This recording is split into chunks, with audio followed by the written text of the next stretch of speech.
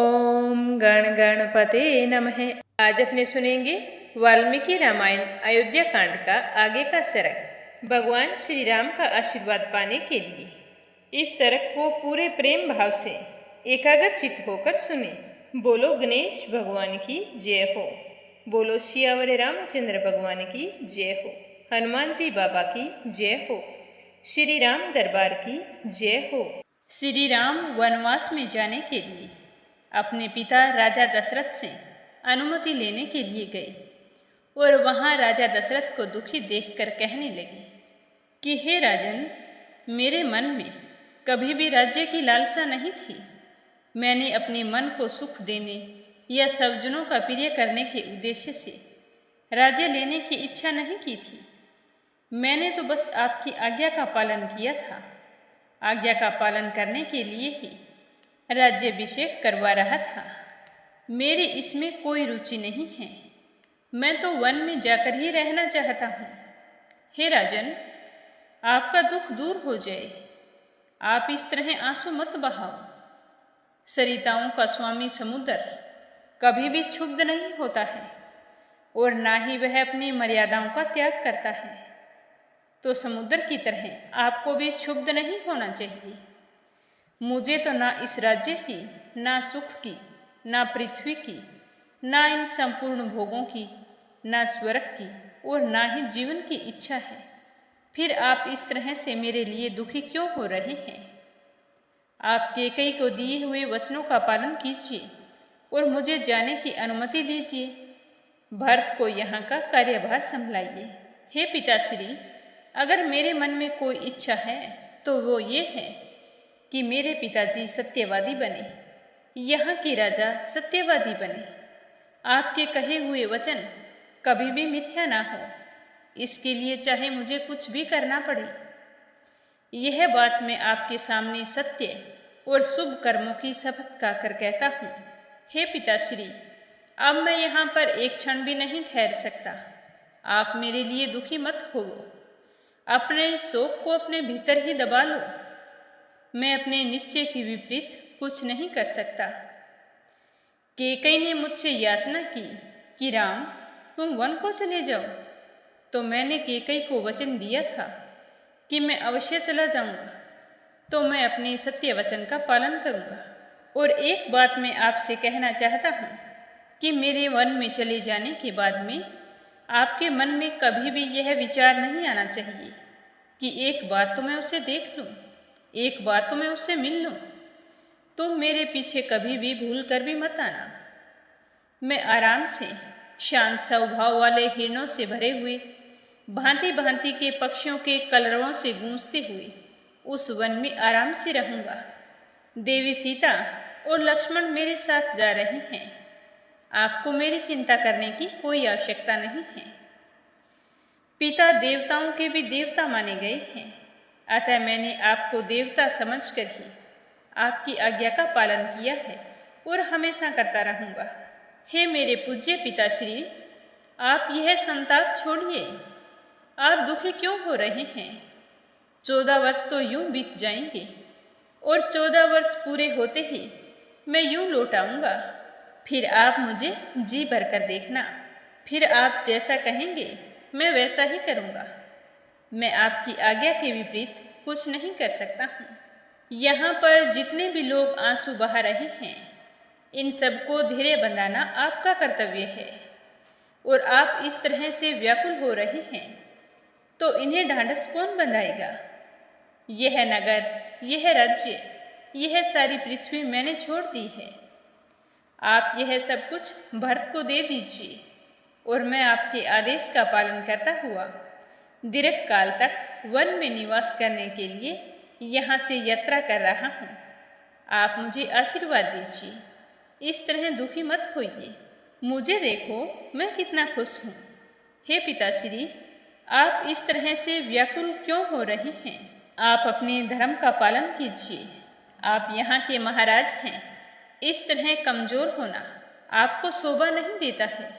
हे पृथ्वीनाथ, निष्पाप महाराज, हे पिताश्री, सत्पुरुषों द्वारा अनुमोदित आपकी आज्ञा का पालन करने में मेरा जैसा मन लग रहा है, जितना मैं खुश हो रहा हूँ, वैसा खुश तो मैं बड़े बड़े भोगों में तथा अपने किसी प्रिय पदार्थ में भी नहीं होता हूँ। मेरी खुशी आपकी आज्ञा में है। मैं हमेशा आपको सत्यवादी देखना चाहता हूँ। अतः मेरे लिए आपके मन में जो दुख है वह इसी समय दूर हो जाना चाहिए। अब खुश होकर मुझे विदा कीजिए। आप चाहे कितने भी दुखी हो लें, किसी तरह विलाप करें, पर हे पिताश्री, आज मैं आपको मिथ्यावादी बनाकर मैं अक्षय राज्य, सब प्रकार के भोग, वसुधा का अधिपत्य, मिथिलेश कुमारी सीता तथा अन्य किसी अभिलाषित पदार्थ को भी स्वीकार नहीं कर सकता। मेरी तो एकमात्र इच्छा यही है कि आपकी प्रतिज्ञा सत्य हो। मैं आपका बड़ा बेटा हूँ।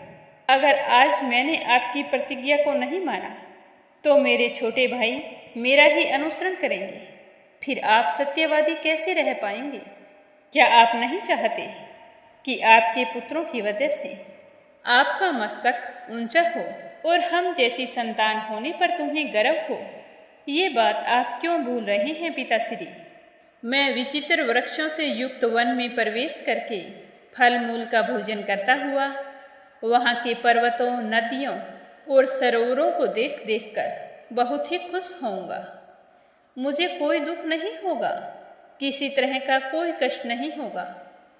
मैं हमेशा खुशी से विचरूंगा। आप अपने मन को शांत कर लीजिए, इस तरह से विलाप मत कीजिए। श्री राम के ऐसा कहने पर पुत्र विछोह के संकट में पड़े हुए राजा दशरथ ने श्री राम को अपने हृदय से लगा लिया और फिर फूट फूट कर रोने लगे। रोते रोते अचेत होकर पृथ्वी पर गिर पड़े। उस समय उनका शरीर जड़ की भांति कुछ भी चेष्टा नहीं कर रहा था। तो राजा दशरथ की ये हालत देखकर राजरानी कैकेयी को छोड़कर वहाँ जितनी भी रानियाँ इकट्ठी हुई थी वे सारी की सारी रो पड़ी। सुमंत्र भी रोते रोते मूर्छित हो गए। सब और हाहाकार मच गया। अपने पिता की ये हालत देखकर राम और लक्ष्मण का हृदय अंदर से बड़ा ही दुखी हो रहा था, पर उन्होंने अपने दुख को अपने मन में ही दबा रखा था और एक तक राजा दशरथ की ओर देख रहे थे। उसी समय सारथी सुमंत्र को होश आ जाता है और वो अचानक से उठ खड़े होते हैं। उनके मन में बड़ा ही संताप हो रहा होता है जो अमंगलकारी था। वे क्रोध के मारे कांपने लगते हैं। उनके शरीर और मुख की पहली स्वाभाविक कांति बदल गई थी। वे क्रोध से आंखें लाल करके दोनों हाथों से सिर पीटने लगते हैं और बार बार लंबी सांस लेते हुए हाथ से हाथ मलकर दांत कटकटाकर राजा दशरथ के मन की वास्तविक अवस्था को देखते हुए अपने वचन रूपी तीखे बाणों से कैकेयी की ओर देखकर कहने लगते हैं कि हे देवी, जब तुमने संपूर्ण चराचर जगत के स्वामी स्वयं अपने पति महाराज दशरथ का ही त्याग कर दिया, तब इस जगत में कोई ऐसा कुक्रम नहीं है जिसे तुम ना कर सको। मैं तो समझता हूँ कि तुम पति की हत्या करने वाली हो और कुलघातिनी हो, जो देवराज इंद्र के समान अजय, पर्वत के समान अकंपनीय और महासागर के समान क्षोभ रहित हैं। उन महाराज दशरथ को भी तुमने अपने कर्मों से संतप्त कर दिया है। राजा दशरथ तुम्हारे पति, पालक और वरदाता हैं। तुम इनका अपमान मत करो। नारियों के लिए पति की इच्छा का महत्व करोड़ों पुत्रों से भी अधिक होता है। हमारे यहाँ का नियम है कि राजा का परलोकवास हो जाने पर भी उसके पुत्र होने पर उस राज्य पर बड़े पुत्र का हक होता है, वही राज्य पाता है। और तुम हो कि राजकुल की इस परंपरा को महाराज दशरथ के जीते जी मिटा दिया। हे देवी, तुम पर धिक्कार है। तो आज का सरग यहीं पर समाप्त होता है। आगे क्या हुआ यह सुनेंगे कल के सरग में। तो आप सभी श्रोता अनिर्वेदा चैनल को सब्सक्राइब जरूर करें और इस चैनल पर प्रस्तुत होने वाले सरग ज़्यादा से ज़्यादा भगवान श्री राम के भक्तों में शेयर करें। प्रेम से बोलो सियावर रामचंद्र भगवान की जय हो।